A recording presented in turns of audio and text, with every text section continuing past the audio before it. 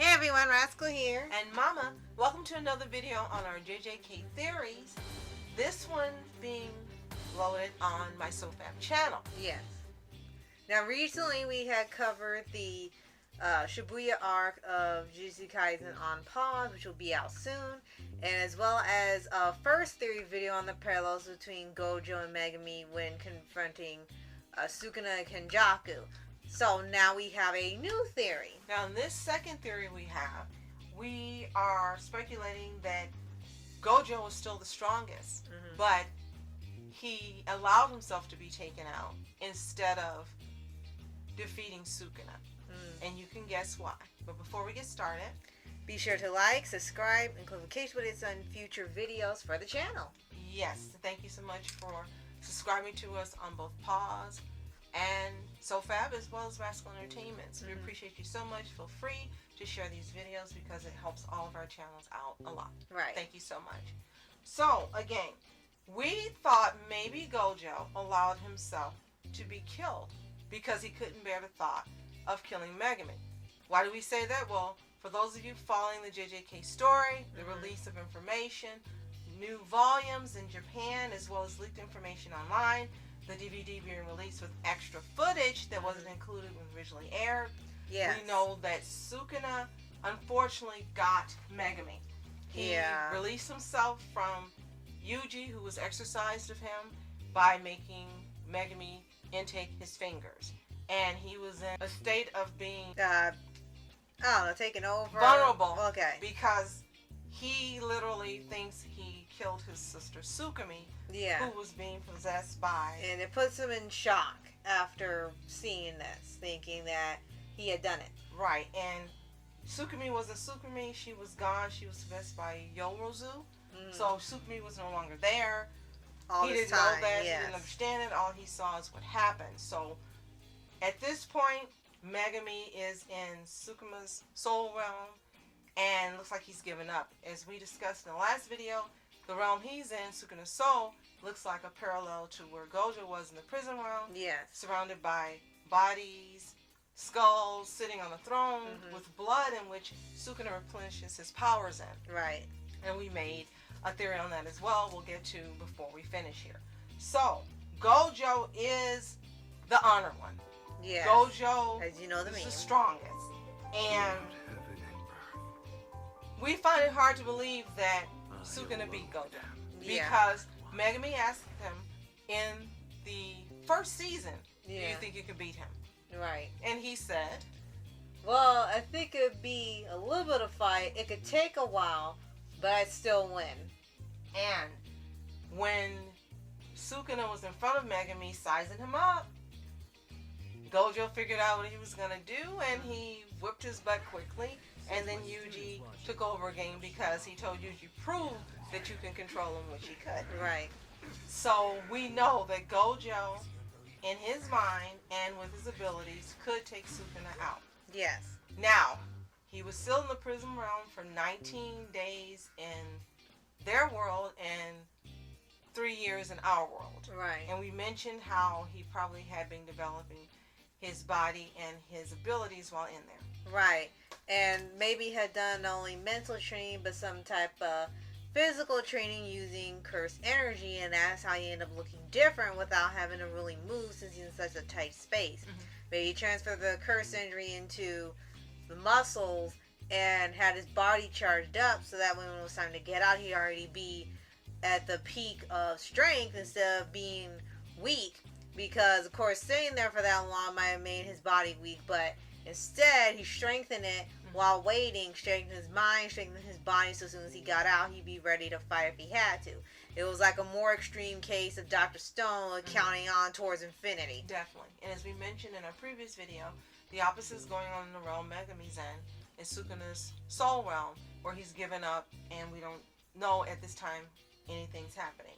Now, at this time, we don't know what Gojo did and how he did it. It hasn't been revealed at the point of this recording.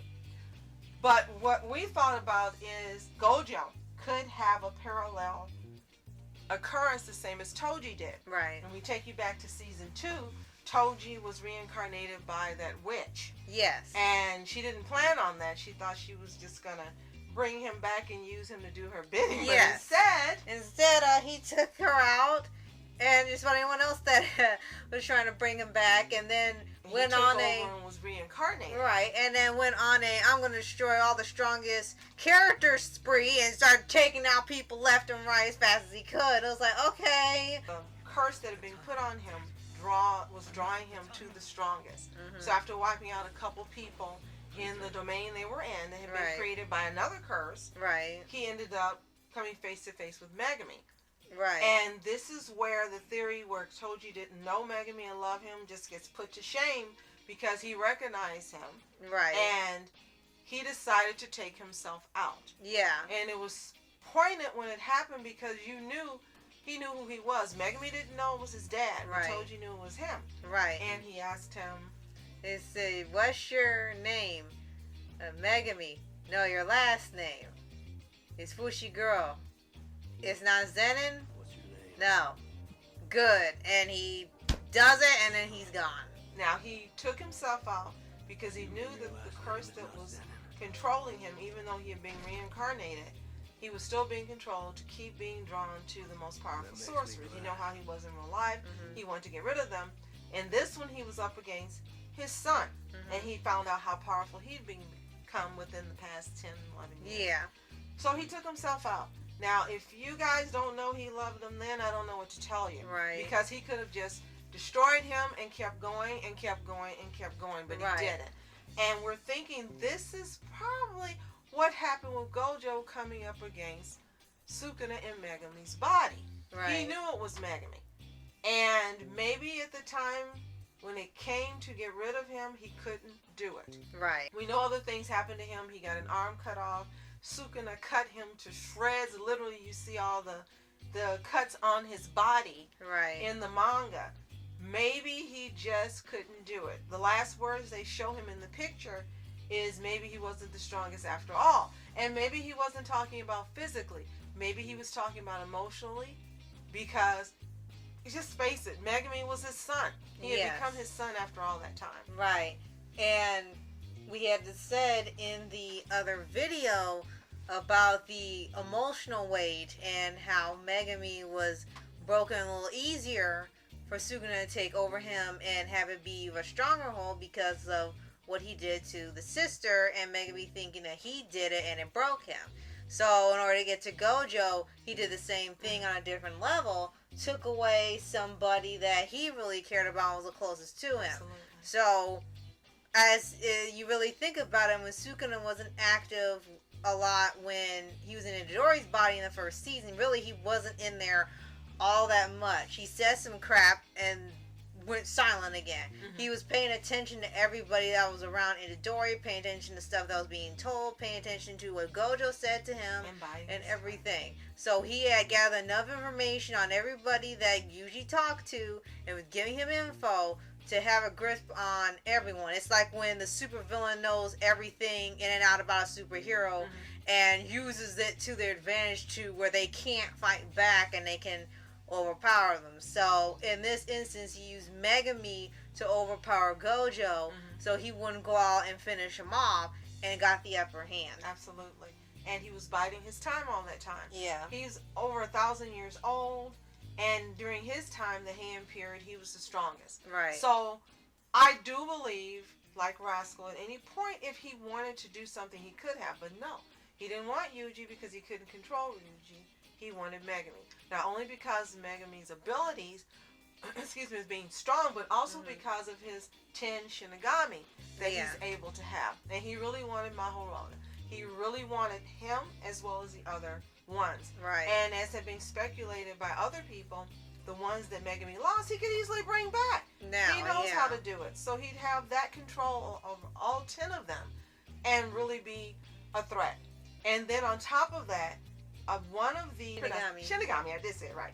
Shinigami has the ability, like Yuta, to take curses, absorb them, and use them at a later date. Yeah. So he was just buying his time so that he could do all of this. And as you said, and he knew the best way to get Gojo was Megami as well. Because he told him after he kicked his butt in season 1, he says, "You're going to be the first one I kill."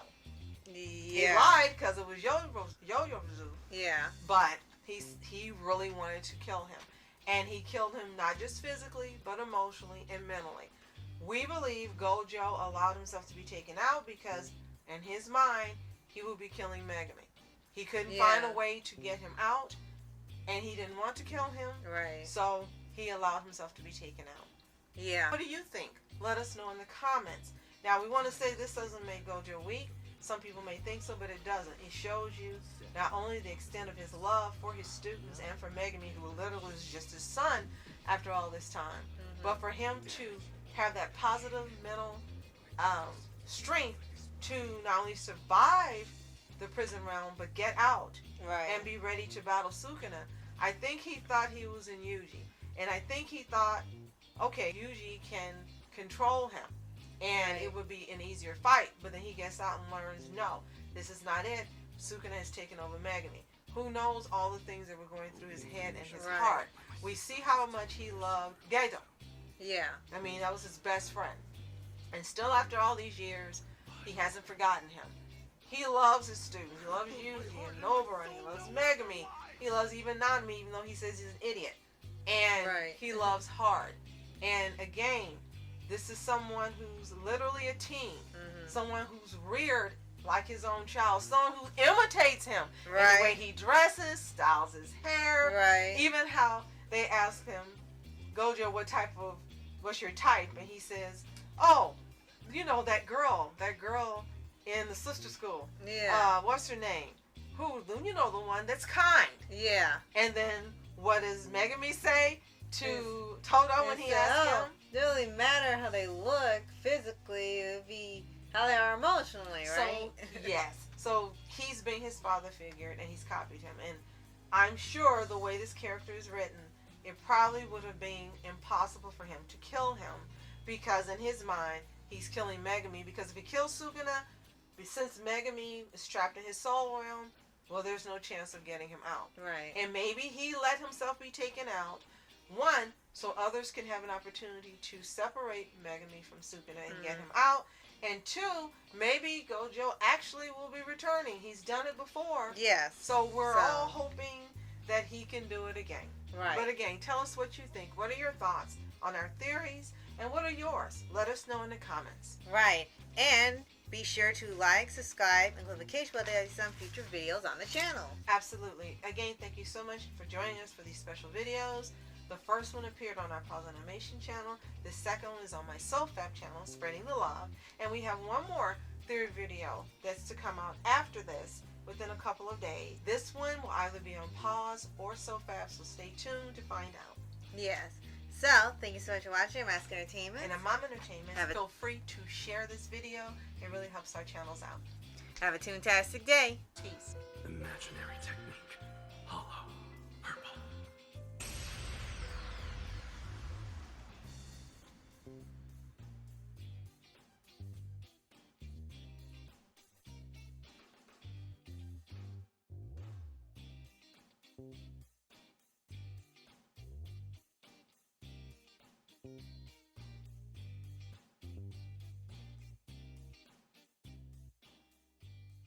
Don't what?